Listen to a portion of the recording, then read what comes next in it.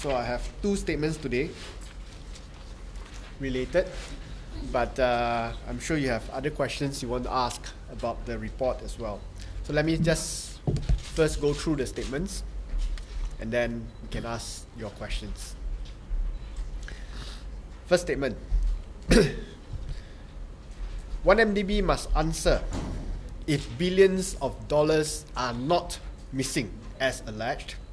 Then why did they refuse to hand over its foreign bank account statements and that of its subsidiaries to foreign subsidiaries to the Auditor General and the Public Accounts Committee? The damning Public Accounts Committee report on 1MDB was tabled in Parliament yesterday.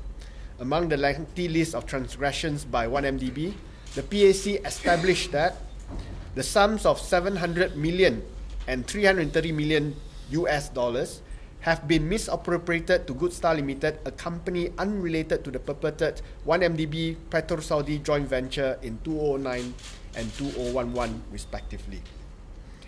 US $3.51 billion has also been paid to a British Virgin Islands Incorporated, ABA Investment PGS Limited, in the form of collaterals, option termination compensation, and a further unexplained top-up security payments, despite obvious doubts over who owns ABA BVI.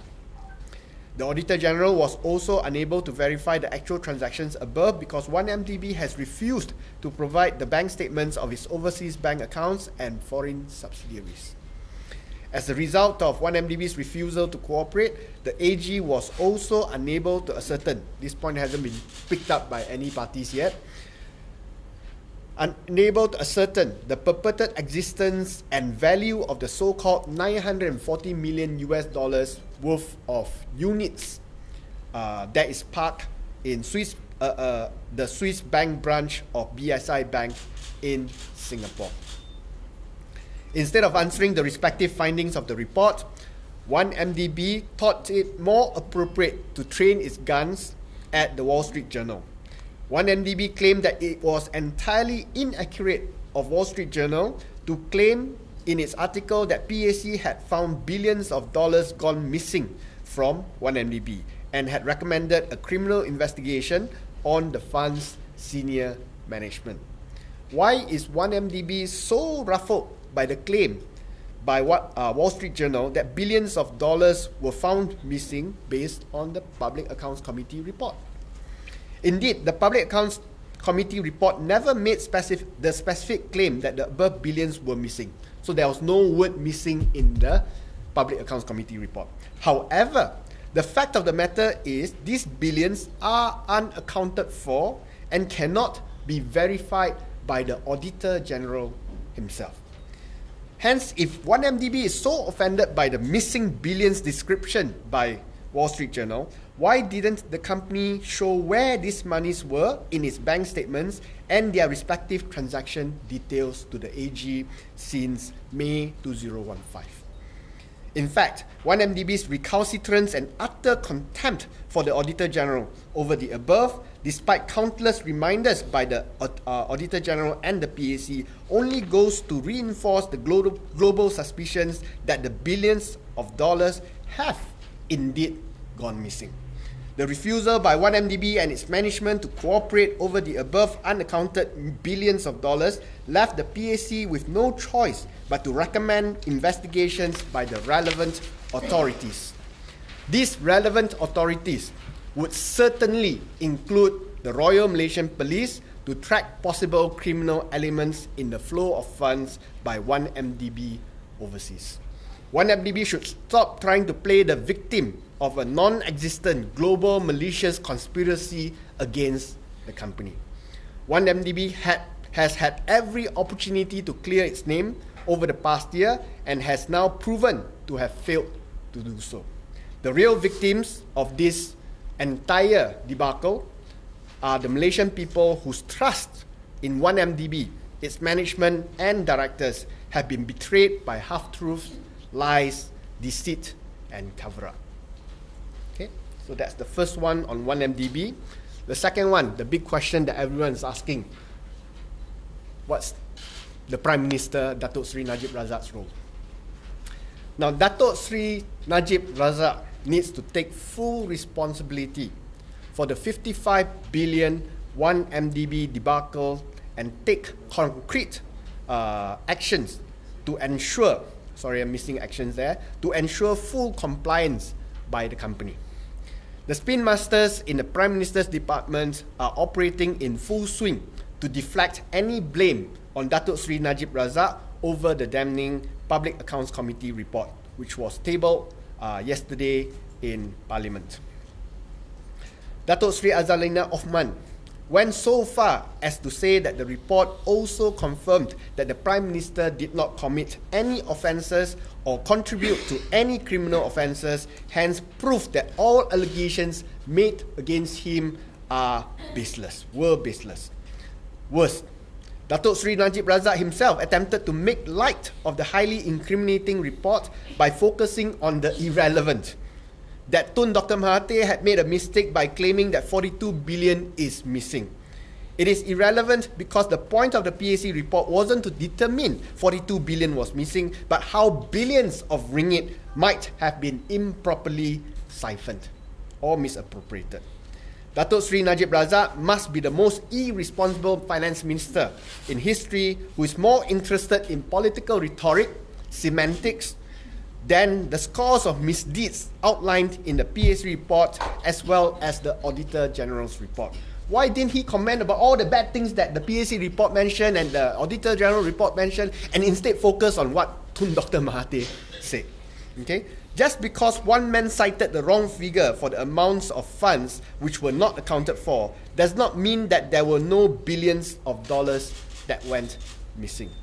We have already established that at least 5.5 billion, you get that from adding up the figures in the earlier statement, of 1MDB's cash and assets could not be verified by the, not Attorney General, apologies, Auditor General, after a year of investigations.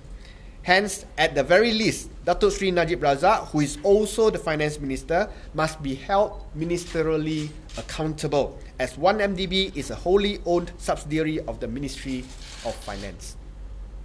In fact, the debt which has been accumulated by 1MDB amounting to 55 billion as at October 2015 is even larger than the entire budget for Ministry of Finance, 32.3 billion for the year 2016. The degree of ministerial accountability is even higher given the specific provisions in 1MDB's Memorandum and Articles of Association, MNA, which required the explicit written endorsement of the Prime Minister for every single substantial transaction carried out by 1MDB. Hence, the Prime Minister had personally signed all written resolutions approving the investments in the failed 1.83 billion Petro-Saudi venture, the borrowings of 6.5 billion worth of bonds via Goldman Sachs, the multi-billion ringgit acquisition of power plants and real estate, as well as the sacking of both auditors Ernst & Young and KPMG. Worse, the MNA of 1MDB explicitly forbids the appointment of any Ministry of Finance officials in the company, which could have acted as an additional check and balance on the rogue management. The lack of oversight at the level of the Finance Ministry, as testified by the Treasury General Tan Sri Ewan Sriga himself to the PAC, only further increases the culpability of the Prime Minister in the entire scandal. Now, in this section, which you don't get in the online download version, is the transcript of when Tan Sri Ewan Sriga came to the PAC. He told the PAC that we couldn't do anything. Everything is the Prime Minister or the Finance Minister himself. There is no MOF director in this MOF subsidiary. In fact, there are only two companies in the entire Ministry of Finance Incorporated ataupun Menteri Kewangan diperbadankan that doesn't have MOF representative. That is 1MDB and SRC International. Okay? In both of these companies, the Prime Minister and Finance Minister had direct say in the operations of the company. So if the Prime Minister hadn't personally approved these resolutions, then none of the shenanigans cited by the AG could have taken place. Hence, Datuk Sri Najib Razak was either very stupid and reckless to sign all these resolutions without proper consideration, or he was very much part and parcel of the 1MDB scam. Either way, the Prime Minister must take responsibility and be held accountable. If you are stupid, also you must be accountable. So there's no such thing as just because I'm stupid, I was hoodwinked by my management, I don't have to be responsible. Okay. Finally, and most importantly, Datuk Sri Najib Razak has failed to direct 1MDB to cooperate with the AG and the PAC by providing all necessary financial statements, particularly its banking records and statements overseas. Given the allegations of impropriety by the Prime Minister, especially over the 681 million donation scandal, are all transacted overseas, there was no way for the Auditor General or the PAC to clear the Prime Minister of all these allegations. Okay? Hence, all attempts by the BM ministers to exonerate Datuk Sri Najib Razak of any culpability in the 55 billion 1MDB financial scandal are well off the mark. Okay? I would say this.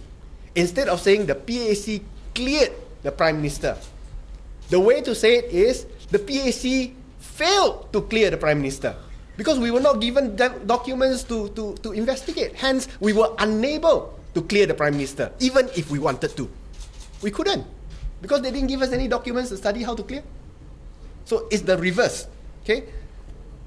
If Datuk Sri Najib Razak wants to move any suspicions of links between 1MDB overseas funds and himself, then he must immediately reprimand 1MDB and direct 1MDB to hand over all of its banking records overseas to the PAC and AG for further scrutiny. If not, then Datuk Sri Najib Razak will be further tainted with the perception that he is afraid of the truth being discovered and he has very much to hide.